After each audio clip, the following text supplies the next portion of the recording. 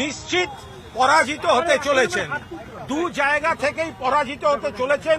নন্দীগ্রাম থেকে নিশ্চিত পরাজয় জেনে সস্তা প্রচারের জন্য, যেহেতু ভবানীপুর মুখ্যমন্ত্রীর কেন্দ্র, তার সঙ্গে নাম জড়িয়ে থাকলে কিছুদিন প্রচারে থাকা যাবে, তো সেই কারণে এই দুটো জায়গা থেকে দাঁড়াবার কথা। তো সুতরাং বিজেপি টোটালিটিতে হারবে, তৃণমূল সরকার করবে, শুভেন্দু অধিকারী নন্দীগ্রাম থেকেও হারবেন এবং ভবানীপুর হারবেন তো বটেই, শুধুমাত্র সস্তা প্রচারের জন্য দাঁড়িয়েছেন, কয়েকদিন খবরে ভেসে থাকার জন্য। বাংলার সরকার আর বাংলার মুখ্যমন্ত্রী, এটা বদলানোর ক্ষমতা বিজেপির 14 পুরুষের নেই। শুধুমাত্র বিরোধী দলনেতা সস্তা প্রচার পাওয়ার জন্য নন্দীগ্রামের সান্ত্বনা পুরস্কার, নন্দীগ্রাম গোহারা হারবেন, তাই সস্তা প্রচারে ভোটের কদিন ভেসে থাকার জন্য ভবানীপুরে দাঁড়াচ্ছে। নন্দীগ্রাম গোহারা হারবে, নন্দীগ্রাম, আরে এখানটা এইটাকে নামাতা, একটু বাইকটা ধরতে শেখো, একটু নামাও। পুরোটাই অনিশ্চিত, বিজেপি অনিশ্চিত, বিরোধী দলনেতা নিজে অনিশ্চিত, সেই কারণেই দুটো আসনে দাঁড়িয়েছেন। নন্দীগ্রাম গোহারা হারবে, এবার ওখানে হচ্ছে শুভেন্দু অধিকারী নন্দীগ্রামেও হারবেন এবং তার সঙ্গে সঙ্গে ভবানীপুরেও হারবেন। কিন্তু নন্দীগ্রামের হারটা বুঝে যাওয়ার পর শুধুমাত্র কয়েকদিন ভবানীপুরে থাকলে একটু প্রচারে ভেসে থাকা যাবে, সেই কারণে ভবানীপুরে আছেন। গোটা বিজেপির ব্যাপারটাই তো হচ্ছে একটা অনিশ্চিত। আর সব থেকে বড় কথা, টোটালিটিতে তারা যে হারছে সেইটা কিন্তু স্পষ্ট হয়ে গেছে। বিজেপি রাজনৈতিকভাবে দেউলিয়া হয়ে গেছে, হারছে এবং ওই নির্বাচন কমিশনকে ব্যবহার করে একে বদল তাকে বদল। কিন্তু বাংলার সরকার আর বাংলার মুখ্যমন্ত্রী, এটা বদলানোর ক্ষমতা বিজেপির 14 পুরুষের নেই। শুধুমাত্র বিরোধী দলনেতা সস্তা প্রচার পাওয়ার জন্য নন্দীগ্রামের সান্ত্বনা পুরস্কার, নন্দীগ্রাম গোহারা হারবেন, তাই সস্তা প্রচারে ভোটের কদিন ভেসে থাকার জন্য ভবানীপুরে দাঁড়াচ্ছে। সেটা ওদের ব্যাপার, সেটা ওদের ব্যাপার, কার সিটে কাকে দেবে এই নিয়ে আমরা অন্য দল থেকে কথা বলতে পারি না।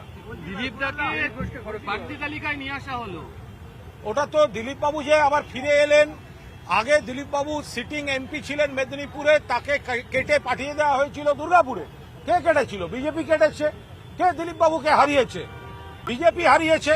তারপর আবার দিলীপ বাবুর যে পছন্দের জায়গায় ফিরে আসা, সেটা একমাত্র মমতা বন্দ্যোপাধ্যায়ের আমন্ত্রণে দীঘার জগন্নাথ মন্দির উদ্বোধনের দিন গিয়ে মমতা বন্দ্যোপাধ্যায়ের প্রতিষ্ঠিত মন্দিরে জগন্নাথ দেবকে প্রণাম করার জন্য প্রভু জগন্নাথ দেবের আশীর্বাদে দিলীপ ঘোষ তার সিট ফিরে পেয়েছেন। আর এটা হচ্ছে যে লাস্ট কোয়েশ্চেন, সেটা হচ্ছে দীপশিতা শ্রীরামপুর লোকসভায় লড়লো, তাকে উত্তর 24 পরগনাতে লড়তে পাঠাচ্ছে বিধানসভায়। দেখুন, সিপিএম হারার জন্য কাকে কোথায় পাঠাবে সেটা তাদের ব্যাপার। কারণ সিপিএম এর তো একটা টেনশন নেই, জেতার টেনশন নেই। তো সিপিএম এর যখন জেতার টেনশন নেই, এবার হারতে ওরা কোথায় কাকে কি এক্সপেরিমেন্ট করবে। আগের বার যিনি লড়েছিলেন তাকে তার সিট থেকে না বলে কেটে কাকে কোথায় পাঠাবে, আমি কারোর নাম করতে চাই না, তার এলাকায় আবার কাকে 6 মাস আগে থেকে ঘুরতে পাঠিয়ে দেবে, তো সেগুলো সম্পূর্ণ তাদের ব্যাপার। যাদবপুরে নোটার সঙ্গে লড়বেন বিকাশবাবু, নোটার সঙ্গে লড়বেন। সারা বাংলা চাকরি প্রার্থীরা জানেন যে চাকরি প্রার্থীদের জট পাকানোর মূল যারা রয়েছেন তাদের মধ্যে বিকাশবাবু অন্যতম।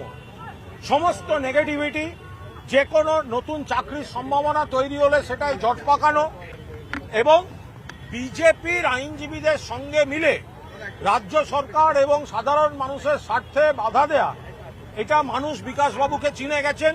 বিকাশবাবুর তো আর জেতা টেতার চিন্তা নেই, নোটার সঙ্গে লড়বেন, নোটার সঙ্গে লড়বেন। বিরোধী রাজনৈতিক দলগুলো বলছে যে নির্বাচন কমিশন যাদের বসিয়েছে নতুন আইপিএস যাদের বসিয়েছে বিভিন্ন পদে, খুবই দক্ষ এবং ক্রাইসিস ম্যানেজার হিসাবে অনেক সময় পরিচিত, তাদের কম গুরুত্ব দিয়ে বসিয়ে রাখা হয়েছে। সবাই আমাদের এখানে সবাই এক ঝাঁক দক্ষ আইএএস, দক্ষ আইপিএস, দক্ষ ডব্লিউবিসিএস। তো এখন যারা আমলাতন্ত্রে রয়েছেন একাধিক দক্ষ মানুষ রয়েছেন। আপনাকে যখন একটা পোস্টে একজনকে নিতে হবে, আপনি তো সকলকে অ্যাকোমোডেট করতে পারবেন না। ফলে এই পলিটিক্সটা, এগুলো সস্তা পলিটিক্সের কথা বিজেপি বরং উত্তর দিক, যে রাজ্যে বিজেপি ক্ষমতায় নেই, ভোট এলেই সেখানে সবকে চেঞ্জ করতে নেমে যায়। কিন্তু উত্তরপ্রদেশ সহ যেসব রাজ্যে বিজেপি ক্ষমতায় সেখানে ভোটের আগে ডিজি চিফ সেক্রেটারি তাদের চেঞ্জ হয় না কেন? সেখানেও তো একই বিষয় হয়। এক ঝাঁক দক্ষ আইপিএস রয়েছেন, আইএএস রয়েছেন। আপনি যখন একজনকে বাঁচতে হচ্ছে, তার মানে এই নয় যে বাকিরা খারাপ। এই ধরনের কথাগুলো অর্থহীন। সরকারি কর্মচারীরা বলছে যে ডিএর ঘোষণা করেছেন মুখ্যমন্ত্রী, কিন্তু এখনো বিজ্ঞপ্তি জারি হয়নি বলে সংশয়ে আছেন তারা। দেখুন, ওনাদের যারা এই কথাগুলো বলছেন তাদের সংশয় জীবনে কাটবে না। যারা মুখ্যমন্ত্রীর উপর আস্থা রাখেন তারা জানেন যে মুখ্যমন্ত্রী ঠিক সময় মতো, যারা এই কথায় কথায় এইগুলো বলছেন তাদের মুখ থেকে তো একবারও শুনিনি যে কেন্দ্রীয় সরকারকে বলছেন যে বকেয়া টাকাটা দিয়ে দেওয়া হোক বাংলার। 1,96,000 কোটি টাকা যদি মুখ্যমন্ত্রী কেন্দ্রের বকেয়াটা পেয়ে যান, তাহলে ডিএ কেন, আরো অনেক বিষয়ে সুবিধা হয়। সেগুলো বলার নাম নেই।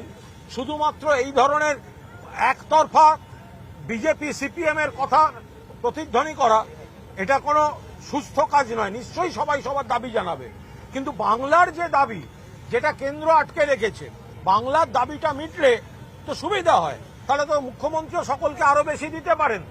তো সেগুলো যদি না দেন তো কি হবে? তাহলে এই কথাগুলো বলছেন না।